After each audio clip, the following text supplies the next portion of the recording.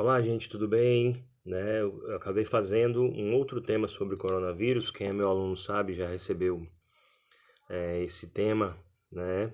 E eu acabei fazendo um outro que fala especificamente de Brasil, já que nossa demanda é maior, né? Para todas as séries, acaba sendo, para todos os níveis, né? Inclusive cursinho em colégio, acaba sendo o Enem. Então, eu fiz um outro tema. Queria trazer para vocês aqui o tema.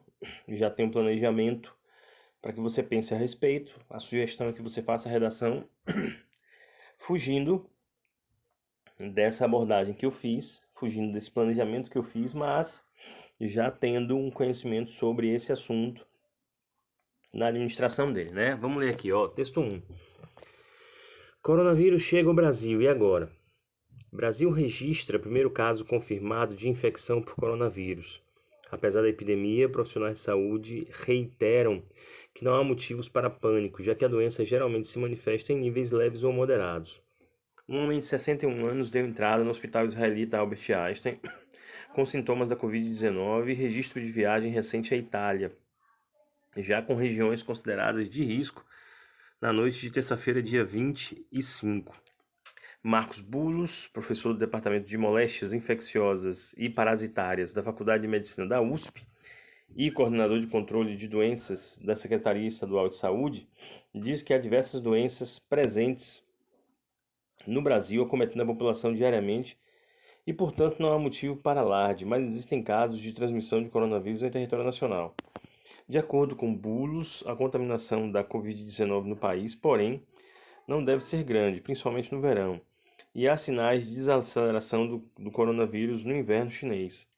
Temos anualmente epidemias de gripe e essa é mais uma. Os casos graves, como em todas as outras, afetam com maior intensidade pessoas idosas, com imunodepressão, diabetes, hipertensão e gestantes de modo geral, que precisam tomar maiores cuidados. Esse é o texto 1, que fala sobre a chegada do coronavírus no Brasil. O texto 2 tem como título Disseminação de fake news sobre coronavírus preocupa especialistas. Antes de ler, deixa eu fazer uma ressalva com relação a isso. De épocas em épocas, gente, o que acontece? Alguns temas transversais, eles ficam muito fortes. Eles acabam se configurando como temáticas paralelas muito significativas para os assuntos. Hoje, quando a gente fala de informação, quando a gente está falando de qualquer assunto que envolva cobertura midiática, reflexão sobre informação, informar a população, o tema das fake news acaba sendo um elemento significativo. Então, não negligencie esse argumento em todos os níveis, para todos os temas.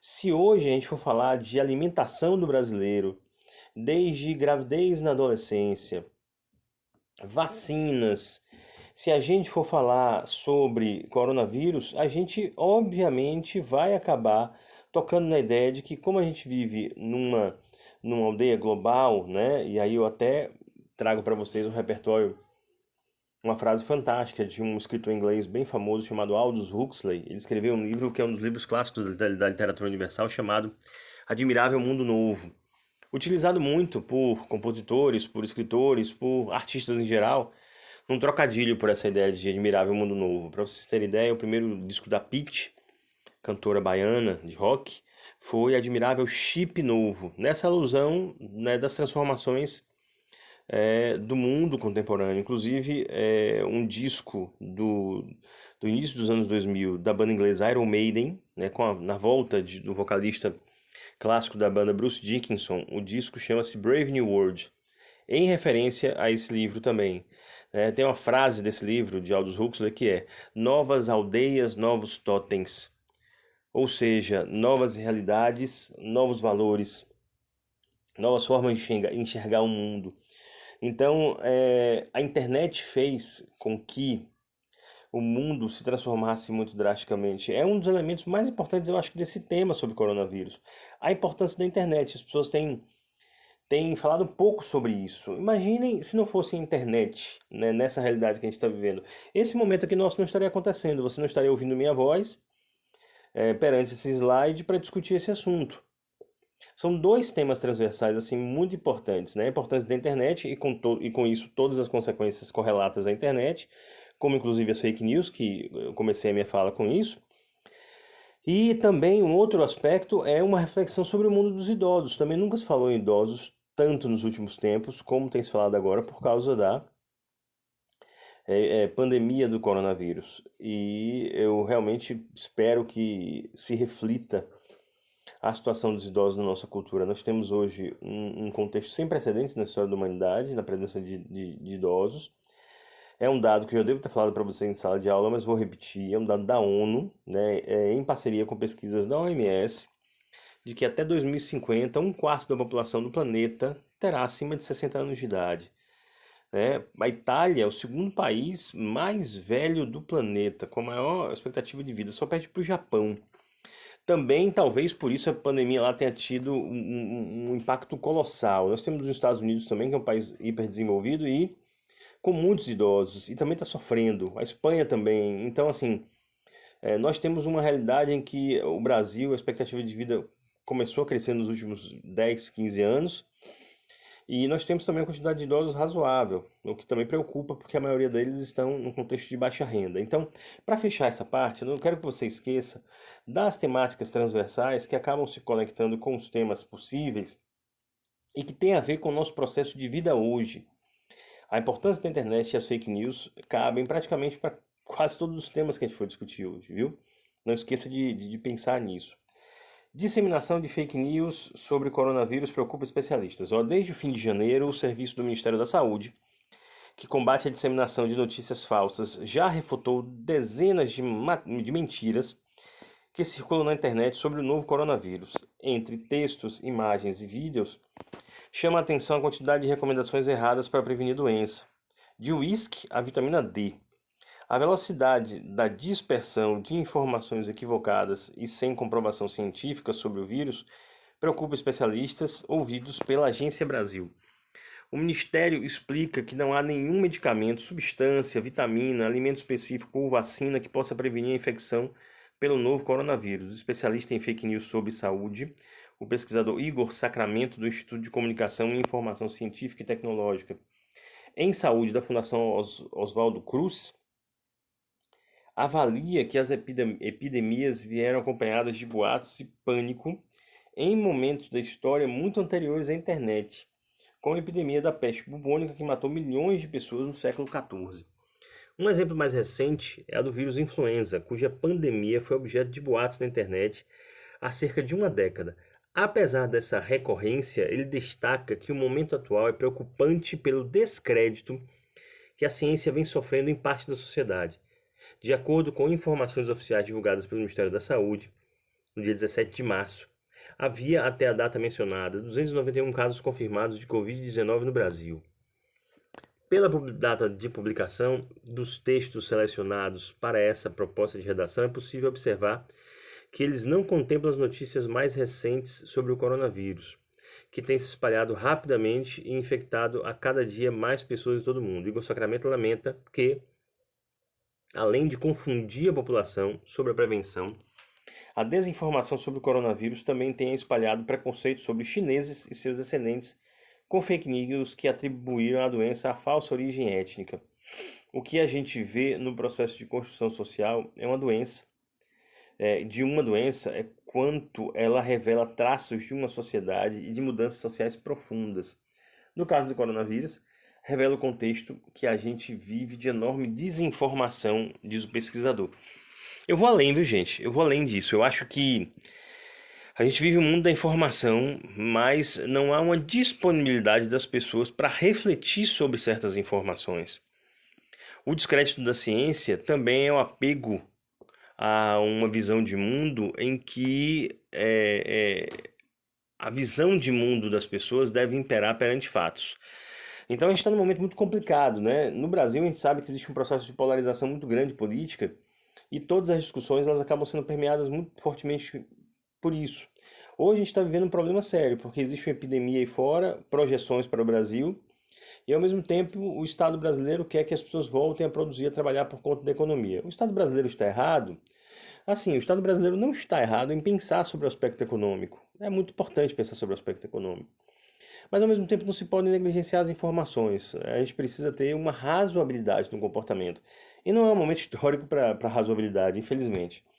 O texto 3 é uma montagem de informações, né? Essa é a Itália um mês atrás. Lembre-se que eu fiz esse tema tem 2, 3 dias, justamente datando da primeira, praticamente a primeira data de verificação de um caso de Covid-19 no Brasil. A Itália, quando fez um mês, né, que tinha tido o primeiro caso, eles tomaram essa postura, ó, noticiada pelo El País. Itália muda estratégia contra o coronavírus para combater o alarmismo e proteger a economia. Um mês depois, olha o que a Exame fala sobre a Itália. O número de mortos por coronavírus na Itália supera o da China. Refletindo sobre como essas posturas governamentais elas são importantes e elas são extremamente estratégicas e tem que se ter muito cuidado com elas, né? E aí a proposta que eu destaquei foi: coronavírus no Brasil. Como o país tem reagido à crise e o que poderia ser feito para mitigar seus impactos? Mitigar, você sabe, significa diminuir, minimizar, atenuar. E um tema em formato de pergunta, né? Pô, Luquinhas, eu acho muito difícil acontecer um tema no Enem com formato de pergunta. Isso não é necessariamente importante. Já é possibilidade muito maior em outras provas, concordo, com certeza. Mas mesmo tendo a pergunta, a gente consegue lidar com ela sem maiores problemas. É como se o tema coronavírus no Brasil, como o país tem reagido à crise e o que poderia ser feito para mitigar seus impactos. Só precisava tirar a interrogação e teria o mesmo processo de problematização. A pergunta, obviamente, indaga, ela força um processo de problematização mais específico, né? O que a gente precisa ter como tipo de proposta um pouco maior é um pouco mais de habilidade. A gente sabe, inclusive os temas da Baiana de Medicina são assim. Olha que tema interessante para a Baiana de Medicina: a prevenção do médico, a função do médico numa situação de crise, a função do profissional de saúde mediante pandemia, situações de crise. Seria um tema muito interessante para a Baiana também, essa discussão, né? Então aqui o tema central fica evidente que é a ideia de coronavírus, como o país tem reagido à crise do coronavírus. Vamos reestruturar. Como o país tem reagido à crise do coronavírus. Especifica mais, eu já expliquei para vocês, é muito raro que a palavra núcleo sozinha seja o tema. Idosos, né? A situação dos idosos, o contexto dos idosos, gravidez na adolescência, os efeitos da gravidez na adolescência, a alimentação do brasileiro, como melhorar a alimentação do brasileiro. Então, esse complemento, ele determina qual é o seu foco de atuação e de reflexão sobre o assunto. É importante que esse complemento seja considerado, tenha essa visão na hora que você for estabelecer seu planejamento. Coronavírus no Brasil. Como o país tem reagido à crise? Como o Brasil tem reagido à crise do coronavírus? Esse é o tema principal. Obviamente, o Brasil já tem país aí, né? É um delimitador.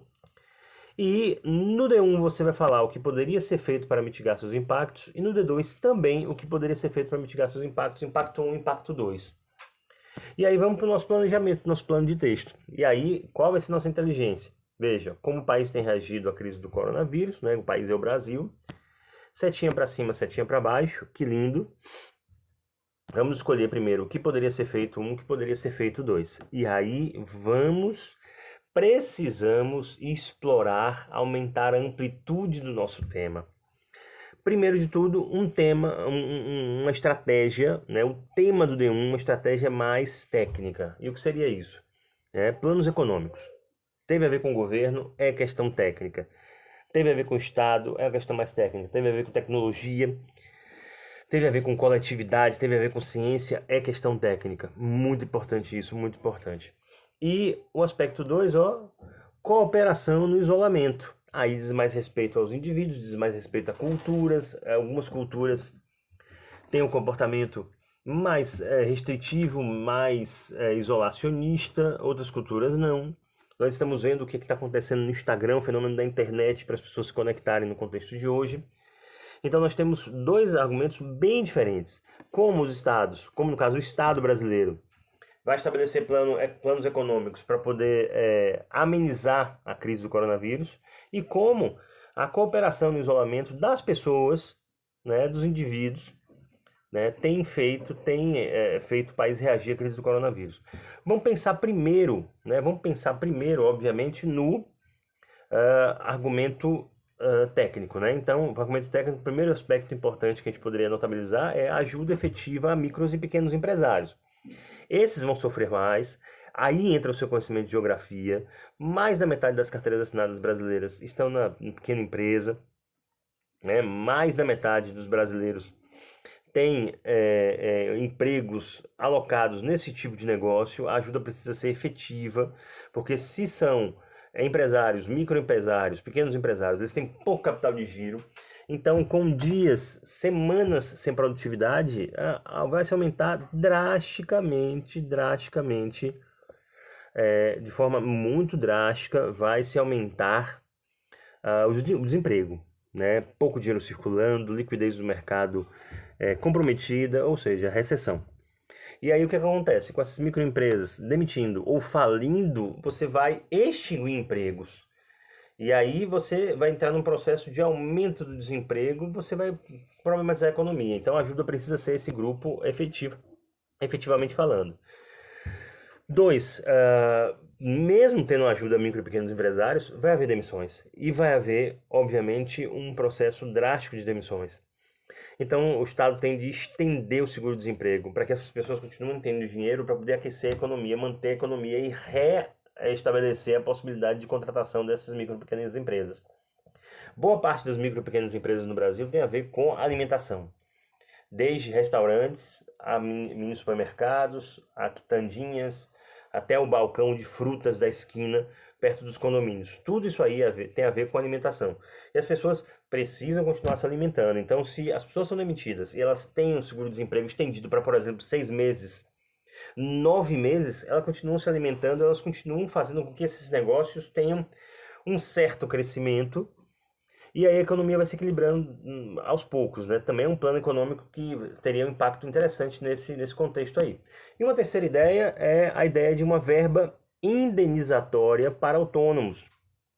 Esse projeto, inclusive, já foi votado. Nós vimos que ontem o governo federal, junto com o Congresso, já vão disponibilizar, pelo menos já deve estar em vias de aprovação, uma verba indenizatória de R$600 por mês por 3 meses para autônomos, para funcionários que ganham não tem um salário fixo na nossa cultura. Isso é extremamente importante porque nós temos também uma população enorme brasileira. A estimativa do IBGE é de que quase 38% dos brasileiros trabalham no mercado informal. Pesquise melhor essa informação, viu?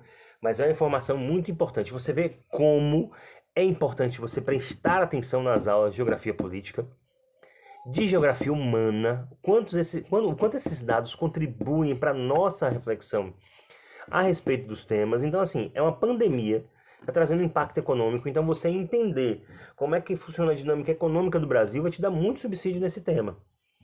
Certo, vamos para o outro lado, vamos para a cooperação no isolamento. A cooperação no isolamento, ó, a importância da internet, como eu falei, gente, é um tópico extremamente importante, a importância da internet. Porque tem sido a revolução do planeta. Ao mesmo tempo que tem um aspecto negativo das fake news, por exemplo, a internet vai conseguir fazer com que se mantenha, o mínimo de atividade econômica no Brasil. Por causa da internet, ontem eu recebi um link de um colega professor mandando uma campanha de restaurantes em Salvador, que você compra um voucher de 50, 100 reais, esse voucher vira 100, 200 reais, dobra de valor quando a normalidade se estabelecer. São restaurantes se unindo para manter sua atividade, manter os empregos, manter os negócios razoavelmente, na medida do possível, intactos. Isso pode acontecer pela internet.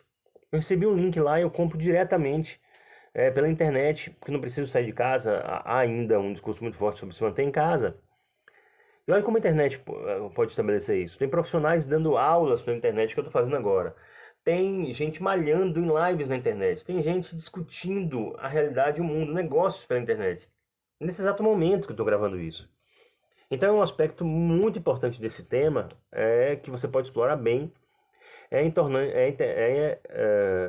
A cooperação no isolamento por conta da internet, como é que a internet pode ajudar nisso, né? Outro aspecto tem se discutido muito sobre solidariedade e empatia, tem se questionado modelos de governo, modelos de economia, tem se refletido a participação das pessoas na sociedade, ajuda a idosos. Gente, o papel da área de saúde, eu tenho muita fé que a gente vai sair disso com um olhar diferente para o profissional de saúde, viu? É muito importante que isso aconteça. E outro aspecto que a gente pode levar em consideração é um olhar sobre os idosos no mundo. Um olhar sobre os idosos no mundo. Também nunca mais se falou sobre os idosos no mundo desse jeito, né? Eu acho muito importante que se pense melhor nos idosos nesse sentido, né? Repertórios. Ó, o primeiro repertório que a gente pode colocar aqui, e que você não pode esquecer de utilizar, é o seguinte, o conceito de pandemia, ele é um repertório. O conceito de pandemia é um repertório, né? E você poderia começar com esse conceito, porque é relevante para a abordagem que a gente está fazendo. Outro aspecto, cooperação, isolamento, empatia, solidariedade, tem se falado muito de aspecto humano. Há uma frase do Charles Chaplin, ao mais que máquinas precisamos de humanidade, uma frase clássica dele, né? E aí, essa ideia de cooperação no isolamento, você pode abordar o argumento de que muitas pessoas, que é uma visão, uma reflexão hoje importante, inexorável, de que a gente precisa colocar os seres humanos acima da economia, apesar da economia sustentar muito os seres humanos, né? E um outro repertório aqui, o último que pode ser utilizado, é de que os planos econômicos foram largamente utilizados durante a crise de 1929 com a quebra da Bolsa de Nova York. Esse é o fato histórico, né? Mas você poderia usar também a crise de 2008, que os Estados Unidos desembolsaram muitos bilhões de dólares para salvar os bancos, porque mantinham o financiamento habitacional das pessoas. Então, você tem aí um plano bem organizado desse texto, né, para poder você falar a respeito. Não esqueça que a gente está falando de uma pandemia, e pandemia tem muito a ver com desestabilização social, e a presença do Estado, o poder do Estado nesse momento é muito forte. Você podia citar os contratualistas, né, de filosofia, os filósofos contratualistas, Hobbes, Rousseau, Locke. É a hora de colocar em prática o conhecimento histórico também e o conhecimento também biológico para poder refletir sobre essas questões e, obviamente, da geopolítica, da geografia, né, as discussões sobre economia. É um tema, gente, com capacidade interdisciplinar muito grande. Seria muito importante que você tivesse esse discernimento. Tente fazer seu plano, tente fazer seu texto fugindo um pouco dessa discussão, dessa reflexão. Vamos usar a atualidade para aprender. Fique em casa, fique com foco. Eu sei que o confinamento é horrível. Eu vi um meme hoje muito engraçado, alguém dizendo: nunca mais reclamo de algum participante do Big Brother que disse que fez uma besteira por causa do confinamento. É verdade, o confinamento ele é desgastante, mas se você tiver foco, tiver fé, a gente sai dessa e melhor nós saímos mantendo o nosso conteúdo em dia. Vamos produzir, vamos trabalhar. Sextou, é hora de fazer redação. Tchau!